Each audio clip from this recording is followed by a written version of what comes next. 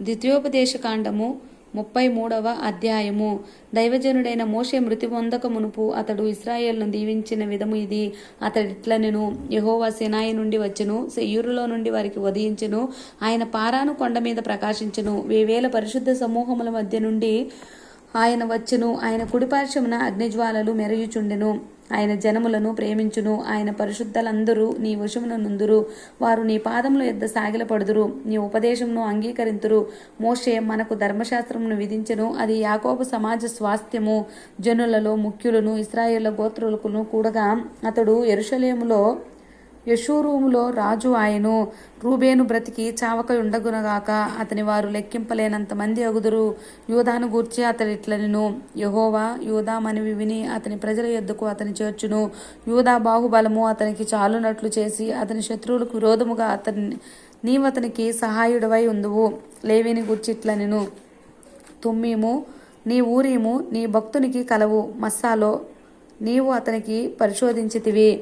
Meribah నీళ్ల యొద్ద అతనితో వివాదపడితివి. అతడు నేను వాని నెరుగనని తన తండ్రిని గూర్చి తన తల్లిని గూర్చి అనెను. తన సహోదరులను లక్ష్యపెట్టలేదు, తన కుమారులని ఎంచలేదు. వారు నీ వాక్యమును బట్టి నీ నిబంధనను గైకొనిరి.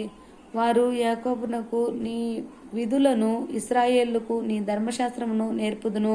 నీ సన్నిధిని ధూపమును, నీ బలిపీఠం మీద సర్వాంగ బలిని అర్పించుదురు. యెహోవా అతని బలమును అంగీకరించును, అతడు చేయు కార్యమును అంగీకరించుము. అతని విరోధములను అతని ద్వేషించు వారిను లేవకుండునట్లు వారి నడుములను విరగగొట్టుము. బెన్యామీను గూర్చి ఇట్లనెను: బెన్యామీను యెహోవాకు ప్రియుడు. ఆయన యొద్ద అతడు సురక్షితంగా నివసించును. దినమెల్లా ఆయన అతనికి ఆశ్రయమగును.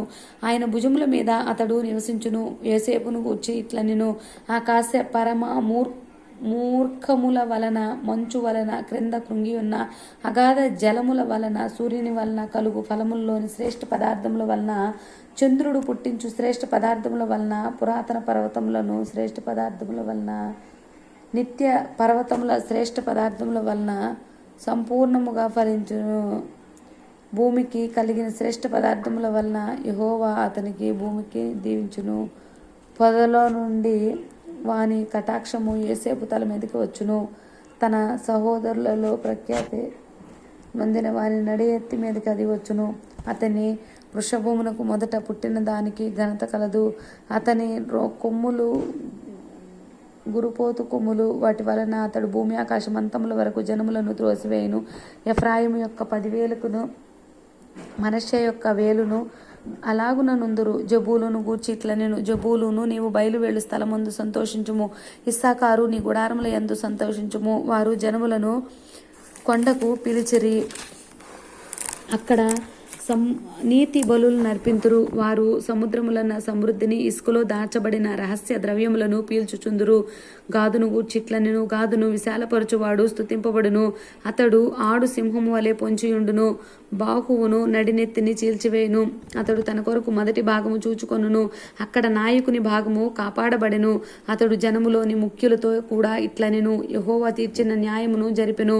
ఇశ్రాయేలు యొద్ద యెహోవా విధులను ఆచరించెను. దానును గూర్చి ఇట్లనెను: దాను సింహపు పిల్ల, అది బాషాను నుండి దుమికి దాటును. నఫ్తాలిని గూర్చి ఇట్లనెను: కటాక్షము చేత తృప్తి పొందిన నఫ్తాలి, యెహోవా దీవెన చేత నింపబడిన నఫ్తాలి, పశ్చిమ దక్షిణ దిక్కులను స్వాధీనపరుచుకొనుము. ఆషేరును గూర్చి ఇట్లనెను: ఆషేరు తన సహోదరుల కంటే ఎక్కువగా ఆశీర్వదింపబడును. అతడు తన సహోదరుల కంటే కటాక్షము నొందును. తన పాదములను తైలములో ముంచుకొనును. నీ కమ్ములు ఇనుపవియు ఇత్తడివియునై ఉన్నవి. నీవు బ్రతుకు దినములలో నీకు విశ్రాంతి కలుగును. యెషూరును దేవుని పోలిన వారెవడునూ లేడు. ఆయన నీకు సహాయము చేయుటకు ఆకాశవాహనుడై ఉంచును. మహోన్నతుడైన మేఘవాహనుడగును. శాశ్వతుడైన దేవుడు నీకు నివాస స్థలము. నిత్యముగా నుండు బాహువులు నీ క్రింద నుండును. ఆయన నీ ఎదుట నుండి శత్రువును వెళ్ళగొట్టి నశింపచేయుమనెను. ఇశ్రాయేలు నిర్భయముగా నివసించును. యాకోబు ఊట ప్రత్యేకింపబడును. అతడు ధాన్య ద్రాక్ష రసములు గల దేశంలో నుండును. అతని పైన ఆకాశం మంచును కురిపించును. ఇశ్రాయేలు, నీ భాగ్యం ఎంత గొప్పది! యెహోవా రక్షించిన నిన్ను పోలిన వాడెవడు? ఆయన నీకు సహాయకరమైన కేడము, నీకు ఔన్నత్యము కలిగించు ఖడ్గము. నీ శత్రువులు నీకు లోబడినట్లుగా వారి వేషము వేయుదురు. నీవు వారి ఉన్నత స్థలములను త్రొక్కుదువు. ఆమేన్.